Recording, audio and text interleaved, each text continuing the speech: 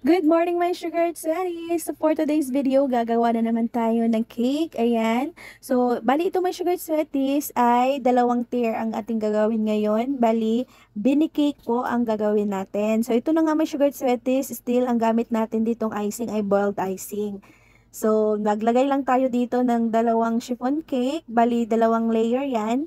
Nilagyan ko lang ng filling, boiled icing filling, at same po sa icing na gagamitin natin. So, kung ano pong icing ang ginagamit ko dito, ayun pa rin po ang ginagawa kong filling. So, ayan, my sugar sweaties, i-flex ko lang yung ating vanilla chiffon. Yan, napaka-fluffy talaga niyan, my sugar sweaties. Ayan, nakita nyo naman. Tapos, yung recipe pala dito ay naka-post na po sa ating channel. So, watch out nyo na lang yon dahil naka-upload na po yon dito.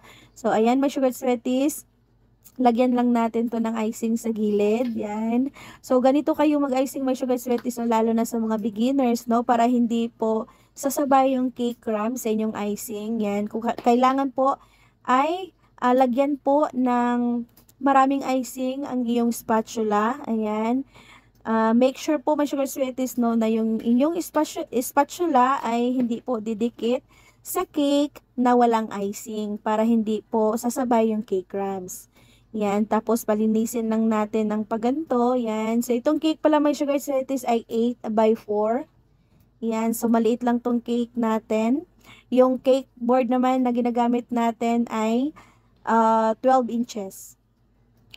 Yan. Ay, 12 inches. Sorry, hindi pala sugar sweaties. 10 inches lang ata to. Oo, 10 inches lang yung cake board natin. Tapos, second coat tayo dito ng light pink. So, itong design pala na to, mga sugar sweaties, ay beanie cake. Yan. So, actually, hindi ko ito natapos mag-film kasi nga na-lowbat tayo. So, ito na lang yung ipapakita ko sa inyo kung paano ko siya prepare yung cake. Actually, yung toppers naman dito, mga sugar sweaties, ay mga printable toppers lang. So, madali lang siyang gawin. Yan. Tapos, ginamitan ko siya ng comb scraper. Ayan.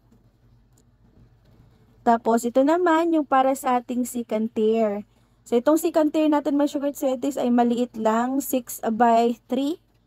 No, 6 by 3 lang yung cake natin dito. At nakita nyo naman na naglagay tayo ng board sa ilalim para po hindi babagsak yung cake natin. Para mayroon pong nakapatong sa ating stick or sa ating dowel sa ating first bottom cake natin, no? So mayroon siyang